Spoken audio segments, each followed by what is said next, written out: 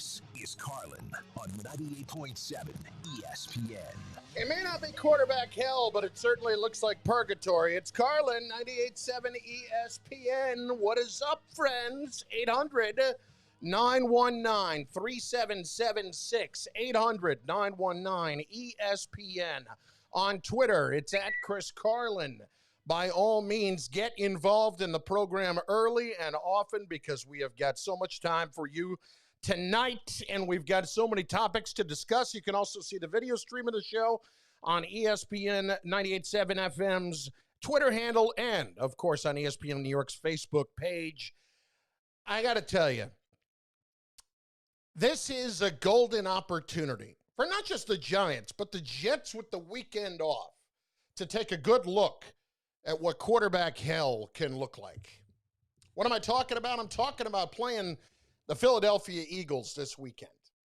If you have watched Carson Wentz play football this season in particular, you have seen somebody that has made many, many mistakes, has, yes, not a great offensive line to work with.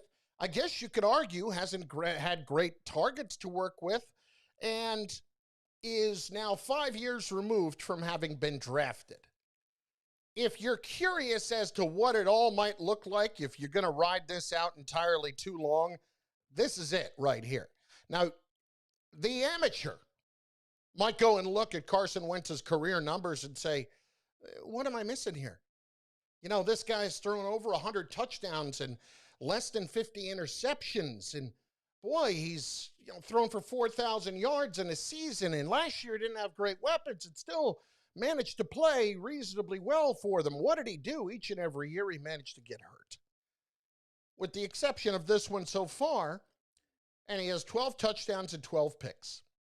I want to remind you of what the Eagles did, and I'm not saying by any stretch of the imagination that they made the wrong decision by sticking with Carson Wentz over Nick Foles.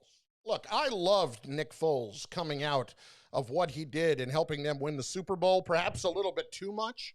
But having said that, I don't think that they should have stuck with Foles. I thought that was a ridiculous notion brought up by Brett Favre this week, and it put his friend in a terrible situation.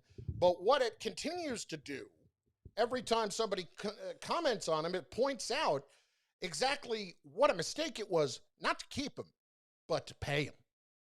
You know, right now, the Eagles could have found themselves in a position of making the decision after this year to pay Carson Wentz. It would have been late, 16, 17, 18, 19, the fifth-year option, 2020. Yeah, would have been late. But you also still would not have been in that position.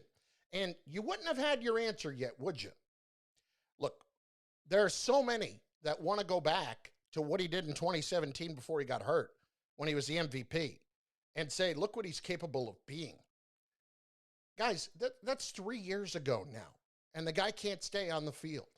And the point of this all is if you're the Giants and you're the Jets, use this as your cautionary tale.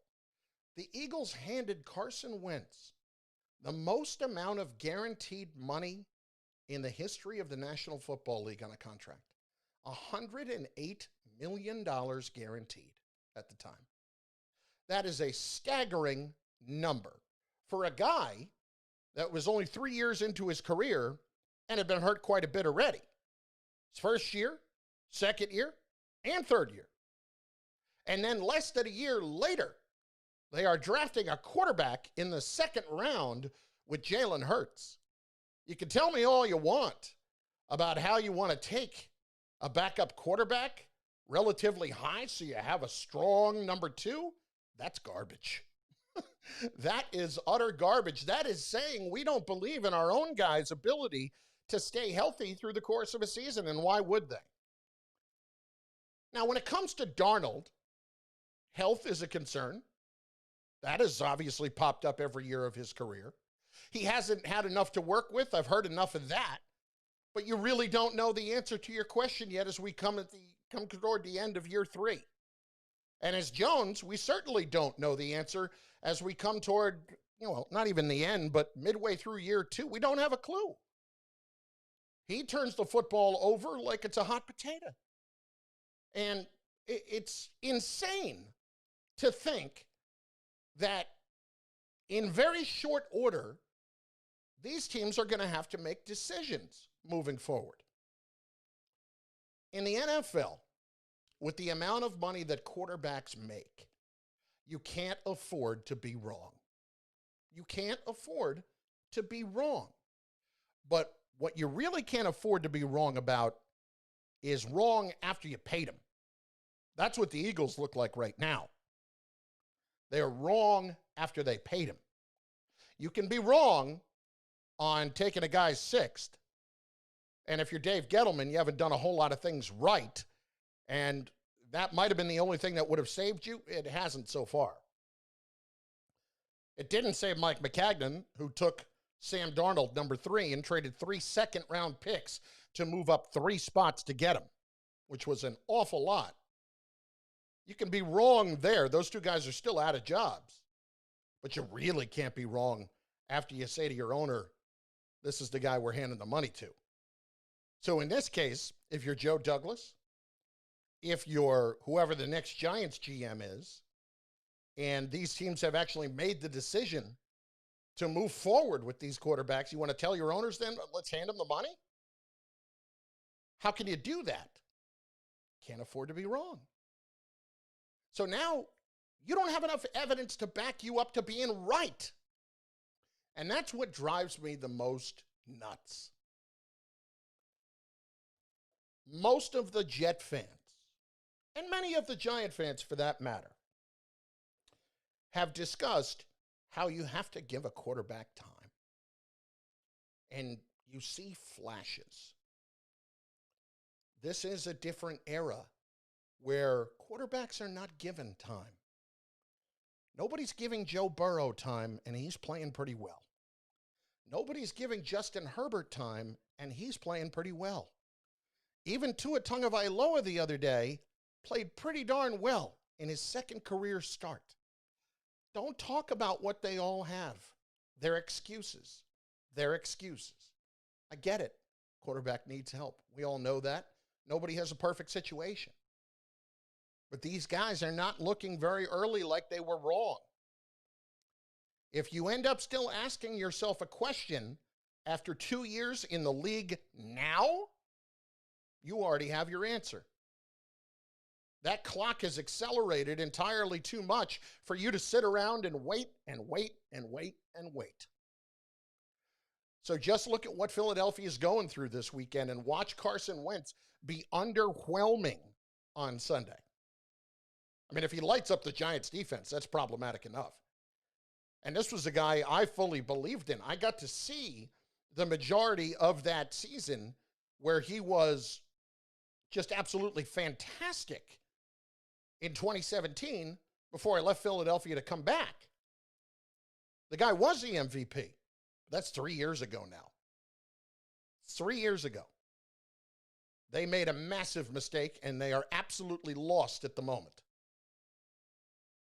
Don't be like the Eagles. They got their Super Bowl out of it, but it wasn't because of Wentz. He played well in the first 13 games, but they just had everything come together, and they got it done. He was a part of it. He wasn't a reason. 800-919-3776. Carlin, just getting the ball rolling. I would advise you to be a part of the show early and often. We will get into one of the most ridiculous things I have ever heard when it comes to the New York Knicks, and it relates to some of our argument last night regarding Russell Westbrook. We will get into the locks of incompetence for Week 10. We are 10-8 now after a 2-1 week last week. With the locks of incompetence, if you are unaware, we simply take the most ridiculous fact that exists about a city between two teams in a matchup, and that determines who we pick. And we have got a winning record for once. I have never had winning records before at making picks. Now, when I just don't even look at a matchup, we're picking out some W's. And We're going to the bank. Cha-ching. 800-919-3776. Let's go. Get on the calls right now. Open lines. Carlin, just getting the ball rolling. 98.7 ESPN New York.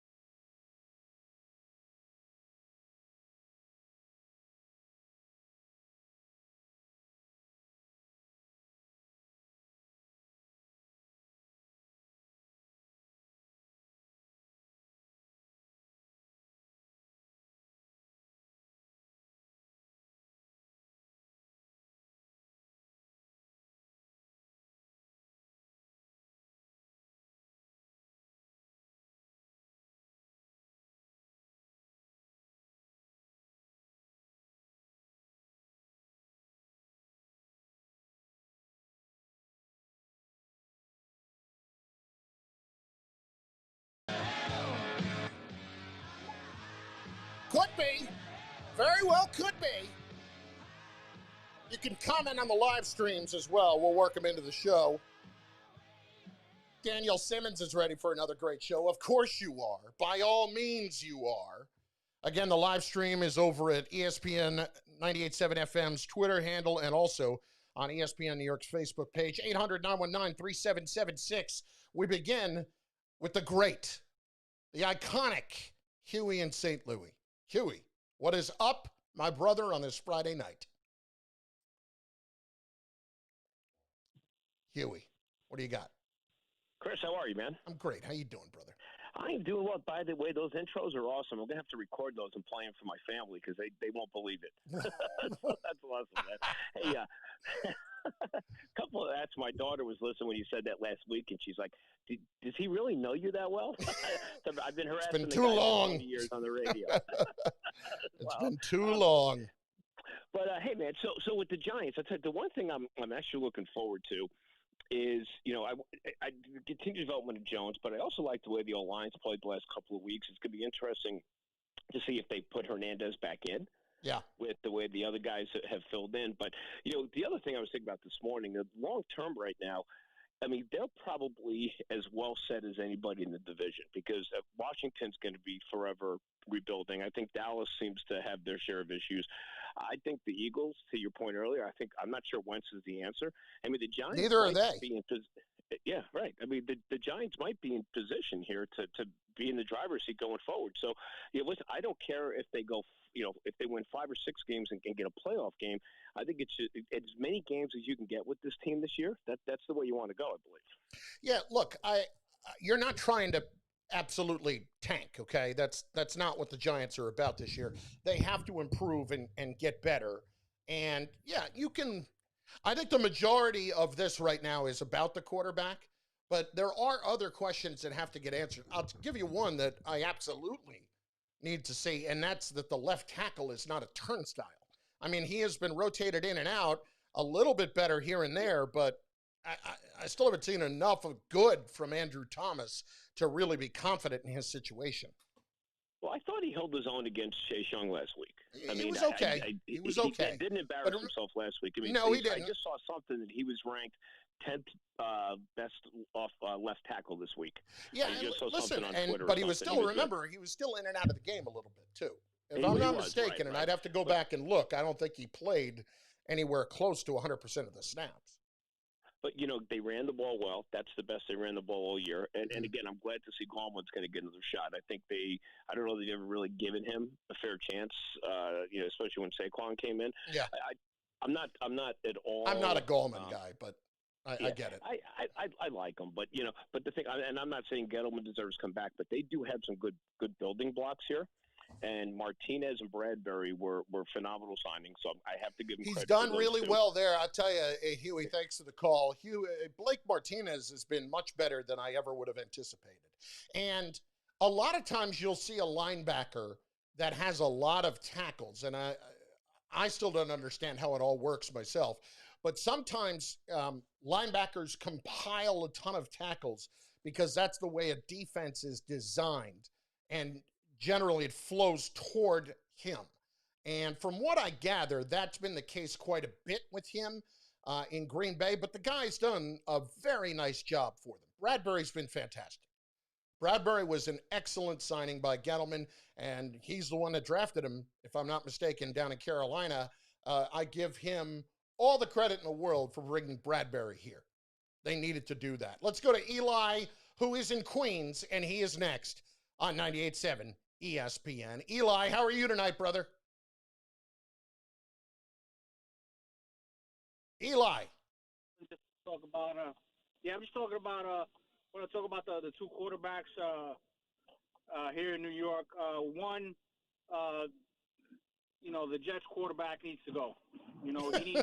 You're done. Arnold has already had enough time to show something, or we had Nick Folk throw deep pass last week, and they don't even try that with Darnold, even in his good days when he's healthy. So they don't have confidence on him throwing down the field. How much of it has to do with they don't try it with him, and how much of it has to do with Darnold not having the weapons to go deep downfield?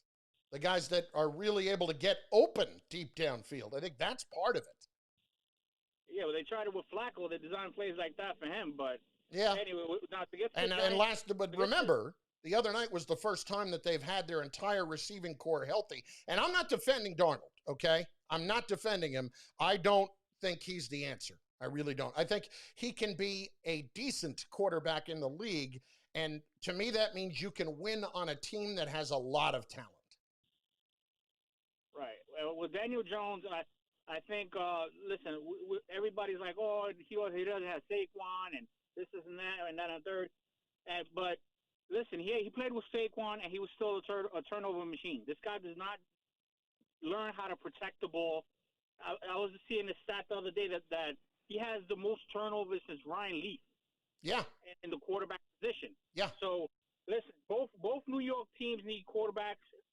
When it comes to like these rookie quarterbacks that are coming out now in this rookie class, you have Joe Burrow. You have all these guys that they take the position, they run with it, and they make the most of what they got. And you have these guys just making excuses. Hey, you know, but I don't. Hey, listen, the guys aren't making excuses. Everybody else is making excuses for them. And they're looking at him and saying they don't have enough. Here's the point that I don't think gets across enough, Eli. Thanks for the call. When you're a franchise quarterback and you're going to elevate your team, you need to, at some point, make other guys better than they actually are. We have seen great quarterbacks do that. I don't believe either of these guys is going to make their receivers better, is going to make their backs out of the backfield, their tight ends better than they actually are. We've seen plenty of quarterbacks that have been able to do that, and it's because they're great quarterbacks. These guys are good at best. I think that's the ceiling. If you took Jones and you took Darnold and you put them on a team like the 49ers, you may go win a Super Bowl. You may be able to do that. But it doesn't mean that they're going to be able to elevate a franchise. It means there's a lot of talent around them. I mean, look at all the offensive weapons when healthy that the 49ers have and how much better they should be defensively. If you put a real quarterback on that team, if you put a guy, and not even real, I meant a guy of Darnold's caliber, a guy of Jones's caliber, yeah, the 49ers could win with them.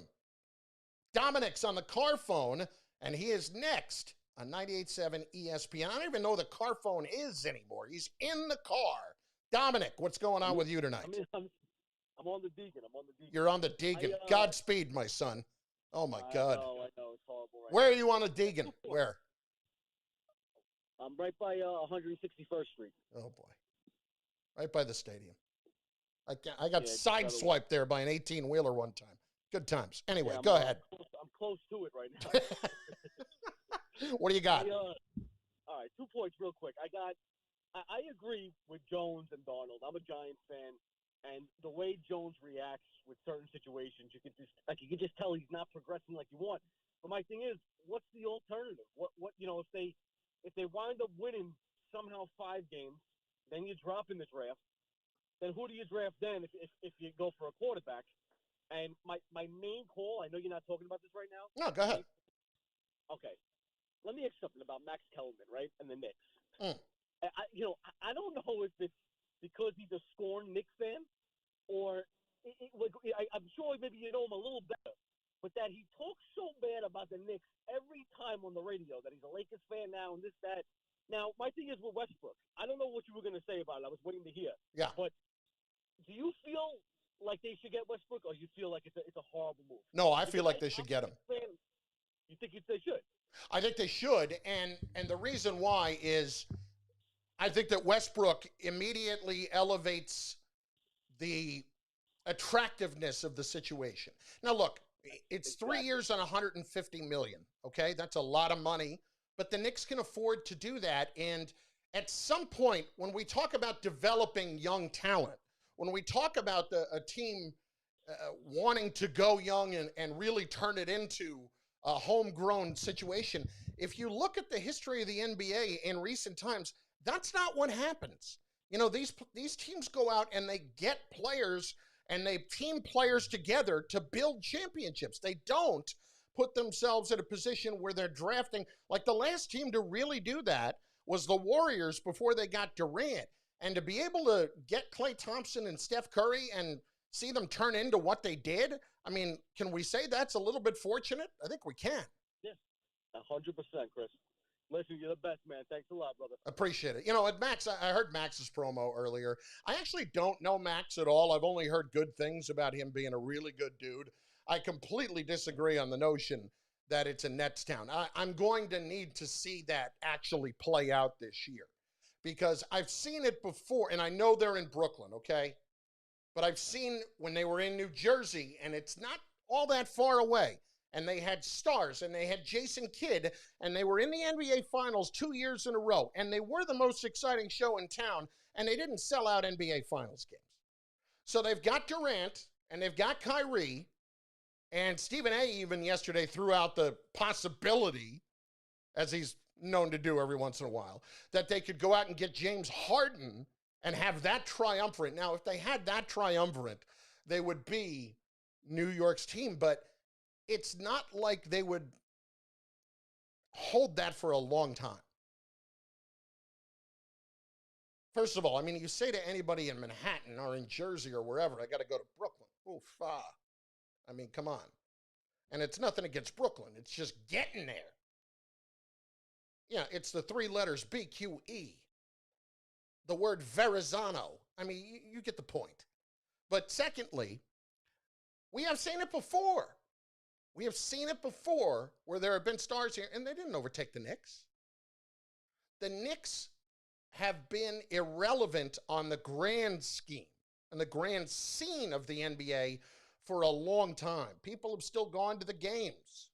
Not as many. They haven't sold out as much, but they're not going poor by any stretch of the imagination. What they do need to do is add a star. They need to add a star, and at 32 years old, if that's Russell Westbrook, with the amount of money that he has left on his contract, I'm absolutely willing to do it. What's utterly ridiculous about that? Yeah, we're going to tell you what that is when we come back, because there's the possibility of screwing this up. I know that's hard to believe. Carlin, 98.7 ESPN, 729 at 800-919-3776. We'll chat a little bit during the break on the video streams as well. 2020 NBA. All right, we got to read here. All right, I got to do a commercial first, guys. Let's see here. I'm ready. And almost everybody has a different opinion about who the top player should be. I know this kid Anthony Edwards out of Georgia. Oh, what do we got? Richard Parsons. What up? What do you got, brother? What's going on with you? Thanks for checking in tonight. Eddie, love it. I'll try. All right, nobody does football like FanDuel Sportsbook. FanDuel Sportsbook is bringing exclusive offers for the best games on the weekly slate. For Week 10, new users can get boosted plus 2,500 odds on either the Giants or the Eagles to win on Sunday. Did I stutter? You can bet $5 to win $125 to win on either team. FanDuel Sportsbook has a simple app, people.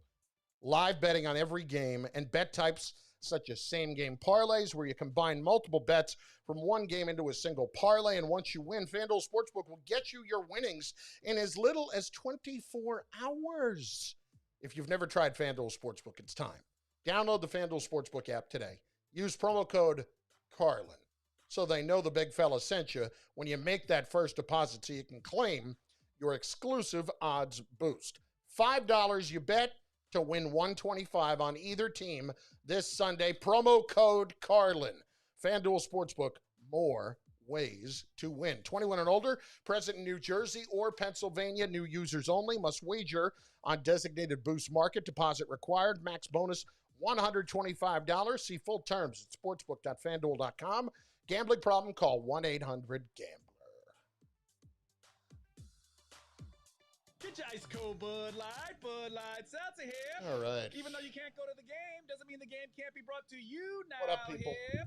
Just go to budlight.com/delivery. Comment on the stream, That's fire away, Budlight. get them in. It's also up on my Twitch and on /delivery. YouTube as well. Coming at you. It's a little short. Sorry. You know what? I'm just going to walk them over to you. Whenever there's a game, I've been to watch, advised I need there's to a start Bud Light using there. reels Enjoy responsibly. Anheuser-Busch, Bud on Light Beer, and Bud Light Instagram. Seltzer, IRC Beer, Brewing, Texas, St. Louis, Missouri. I feel like every time It's you getting cold out there, roll out which one of these means new that platforms, special like time is I am upon the us when the New York Lottery creepy old guy releases that their jumps seasonal on. scratch-off games. Hey, This year, you we have guys 4 new tickets that make the responded perfect to us. gift, I appreciate including Winter Green Cashword.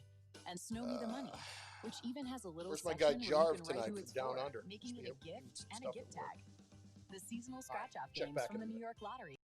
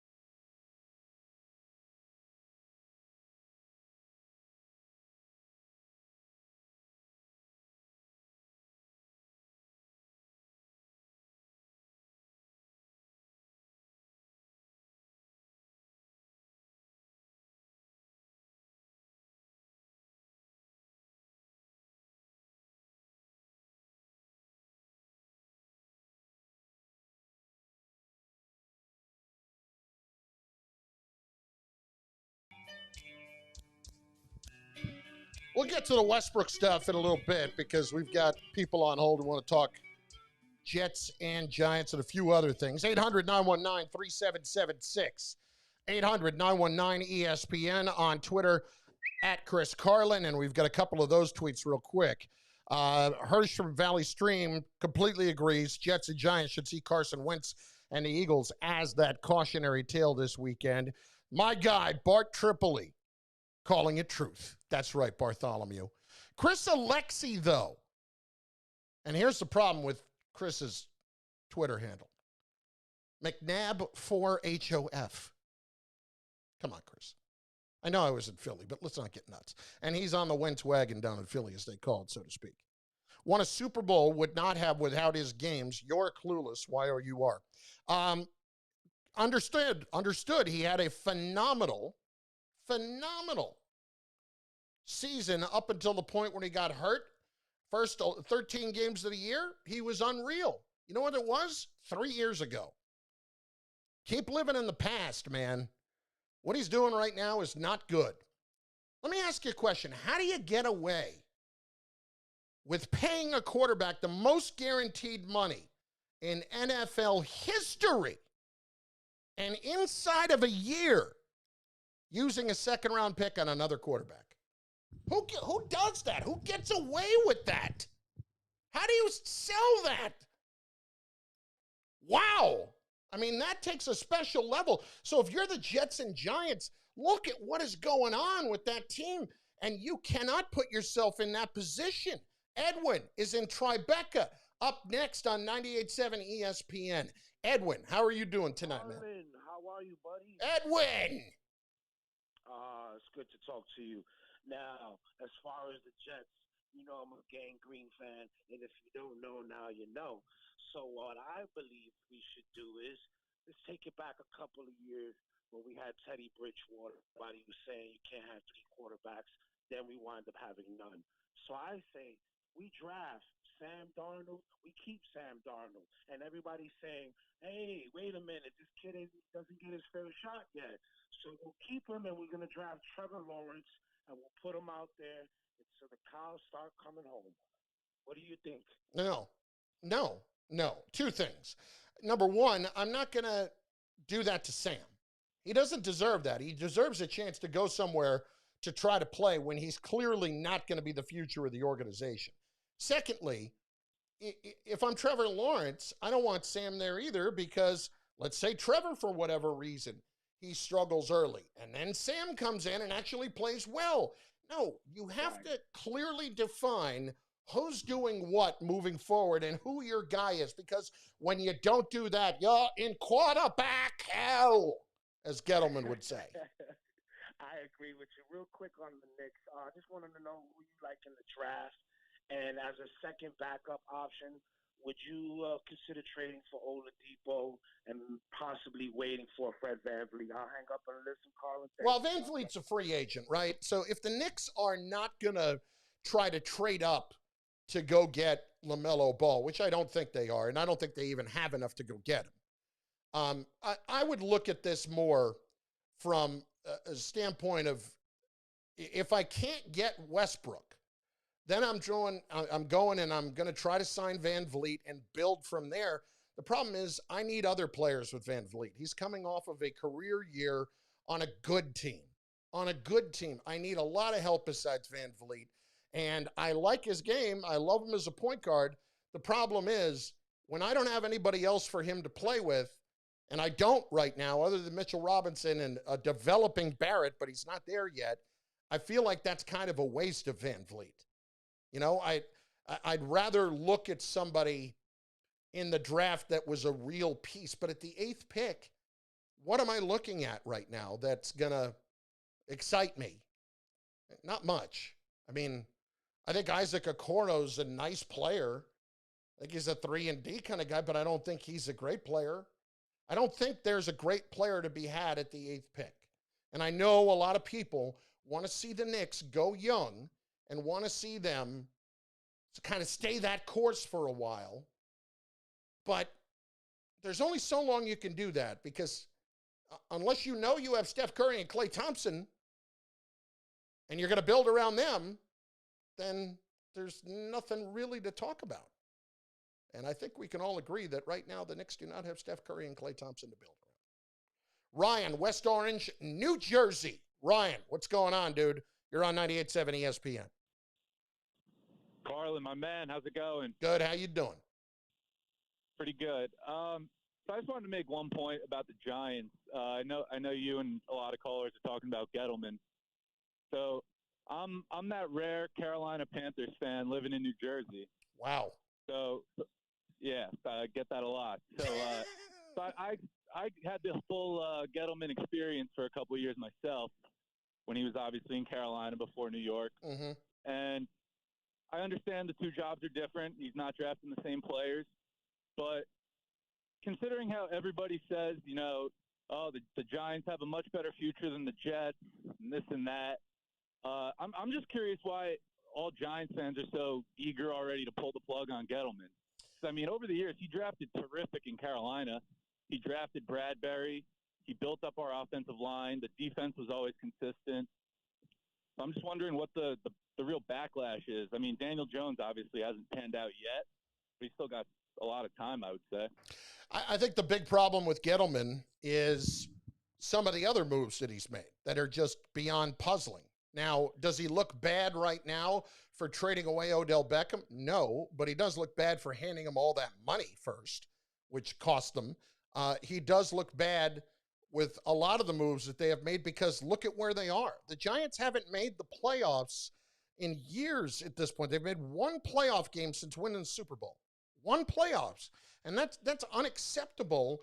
And there hasn't been a true showing of progress on this team in 3 years. Now, you could start to believe with what you see right now, thanks to the coach, that maybe some of these pieces are in place, but Will Hernandez, he drafted him. What's going on there? You know, Andrew Thomas, he drafted him. There doesn't seem to be a whole lot headed in the right direction there. He had one good week this past week. Hopefully he can build off of that. So I'm going more off of, yeah, he made some good moves this offseason, but it's not like it's translated into this team being great. Yeah, I understand that. I don't know. I just think, especially after how long Reese and everybody was there, I just think he deserves, you know, a little bit of a leash if he's trying to build something. But and you're not going to hit on every draft pick, so no. But you got to hit on some of them. Did you have anything else? Yeah, I just wanted to make a quick point about Rutgers. I know that those are your guys over there. Yeah. I'm a big college football fan in general. I just wanted to, you know, what do you think, or what does it say, I should say, about Rutgers and Schiano, about how many in-conference transfers they've gotten to go over to Rutgers? You know, Dwumfor, the kid Cruikshank. Yeah. I think they've done a good job of going and getting guys that I would call like bridge guys. You know, you want to, that have made a big difference right away to be competitive now. And they were not in that position after last season. They needed more talent right away.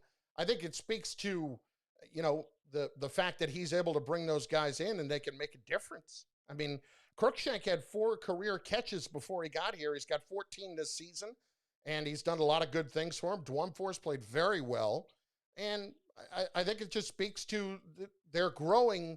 They want to build the program right. They don't want to build it strictly off of transfers, but they were able to bring guys in the short term that can help them right now. For sure, man. Big fan of the show. Thanks for having me on. Thanks, Ryan. Appreciate you checking in, brother. That's where I think they've done a really good job this year to put them in that position to be competitive. We've seen them really struggle the last couple of seasons. They have developed much better, and they have been able to bring in 5, 6, 7 guys that have really helped make a difference and make them more competitive this year. And I'm eager to see them tomorrow. They got Illinois tomorrow, and then Michigan next week at home at 7:30 on next Saturday night. And, I mean, you can honestly say that those are 2 winnable games right now. They absolutely are. And I love the way they played in the second half at Ohio State. Although, look, when it goes as bad as it did in the first half, if you play better, it's going to show. 800-919-3776. Carlin, 98.7 ESPN. Lots of calls on the Jets and Giants. We'll get to more of them and some more baseball as well tonight. And the continuing ignorance of people when it comes to Brian Cashman and the blind eye that is turned. We'll talk more about that throughout the course of the evening. And speaking of ignorance, your locks of incompetence coming later tonight. We are 10-8 with your locks of incompetence. So I would advise you to pay attention. That's on the way next hour. Carlin, 98.7 ESPN. More calls on the Knicks and the Jets and the Giants when we return.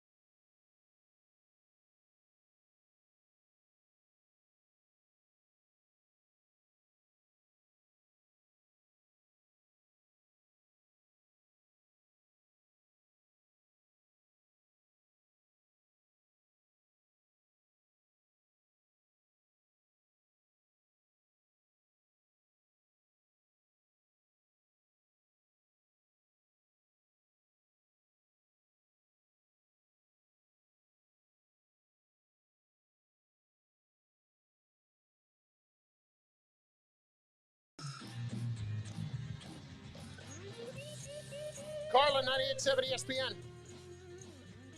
Jason, he's in Brooklyn. He's next on Carlin here on 98.7 ESPN. What up, dude? How are you?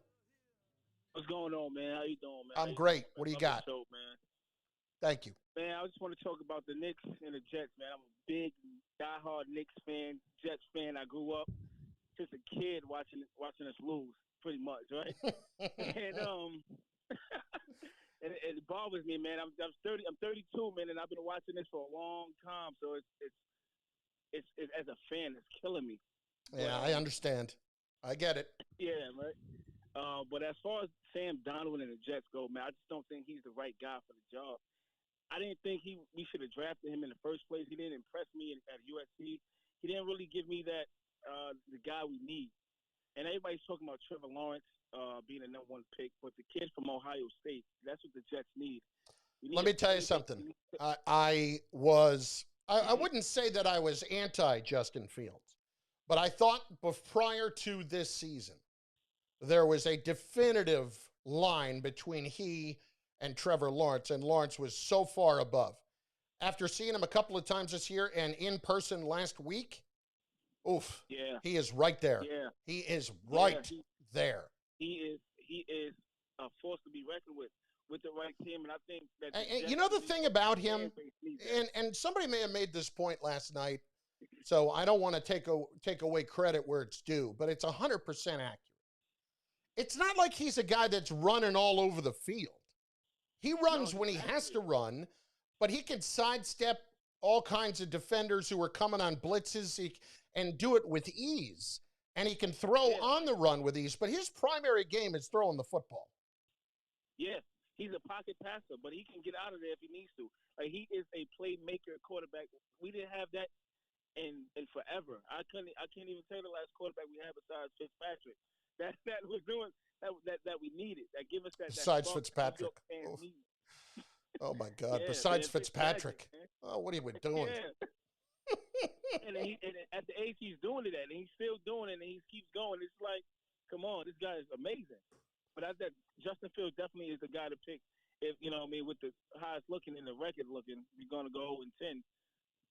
That's it. I don't see why we shouldn't draft him number one, and get the winning culture back in New York as far as the Jets are concerned. Listen, I think Fields, if they like him one over Lawrence, I'd be a little bit surprised. I think that Lawrence is probably still the guy. Thanks for the call, but Fields is right there. Like, I would not scream and shout from the mountaintops if they actually went Fields. I mean, Fields may be better. He might be. I need to watch. It's like I feel like I'm going to go back and forth with the two of them all year long now. And unfortunately, both of them are not playing tomorrow. Ohio State's game with Maryland got canceled because of COVID, and Clemson's off. And we haven't seen Lawrence play in a few weeks. So I'm eager to see him get back out there. But if they wanted to say that they valued Fields a little bit higher than Lawrence, I couldn't scream and yell about that. I would understand the thought process. Joe is in Colonia. As always, checking in. What's up, dude? How are you, Joey? Oh, Joe. Joe, say it ain't so. We'll give you another chance when we call back later, Joe, if you do. He may have stepped away from the phone. He was waiting for a bit. But listen, when I look at the Jets, it's a very clear route that they have here to avoid the nightmare. The easy way to do this, they're going to have their choice either way. Okay? They're not going to end up further down than the number 2 pick. I'd be shocked if they did. Absolutely shocked. The thing that works against them is the strength of schedule that is remaining. Now, while I'm thinking of it, by the way, the most important website for the New York Jet fan this season is tankathon.com. That's tankathon.com. So the Jets right now, let's say they won a game. Jacksonville's 1-7, and then you've got a bunch of teams with 2 wins behind that. The problem is the Jets are not going to break ties with the 2-win teams because the winning percentage of their opponents is too strong. In other words, they're losing to good teams, and the teams that lose to bad teams more, they're the ones who benefit from that. So you've got the Jets in the first slot right now with no wins. Then you've got Jacksonville at 1-7, and then it's the cavalcade of the Cowboys, the Giants, the Redskins, the Chargers, the Dolphins, who have Houston's pick. It's actually Houston, and even Cincinnati's in there with 2 wins right now. But that point is the Jets' winning percentage of their opponents, their strength of schedule, is .594. So that's entirely too strong. That's why the other night it was so important for them to keep losing. They don't break a lot of ties. So, if they're even with Jacksonville, they don't break a tie. If they win a game and they're tied with Jacksonville, Jacksonville's going to end up with the number 1 pick. As long as they don't end up lower than 2, they're going to be fine. And I think it's important that we realize that's going to be their most important goal this season. I think we all have realized that already when you're sitting there rooting against it the other night. Rooting against them to win a game. What percentage of fans do you think, of Jet fans, were truly rooting for them to win Monday night? I'm just going to put out a little unscientific poll right now just to find out. But what percentage, if you had to guess, were rooting against the Jets the other night?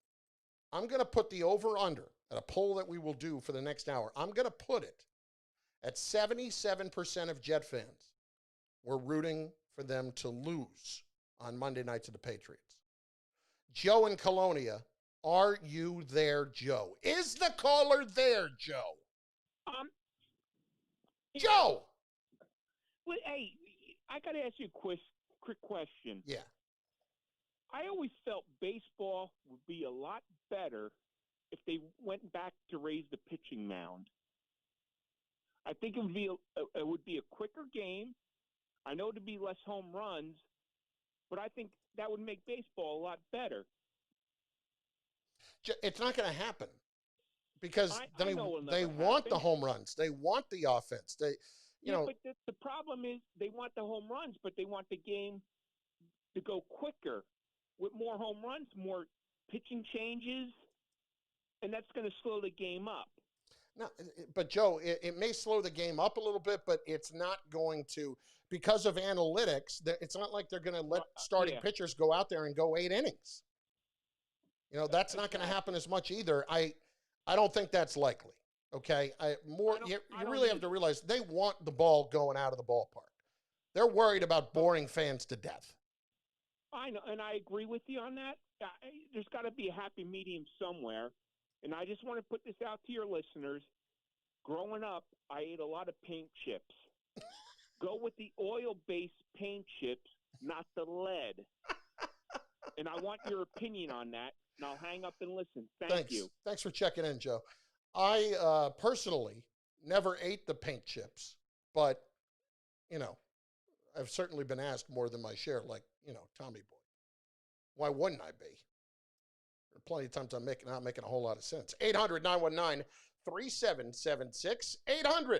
800-919-ESPN. It's Carlin on 98.7 ESPN. When we come back, top of the hour, Russell Westbrook and the Knicks, and the unbelievably ridiculous thought that actually has them maybe closer to not making that trade. That's next.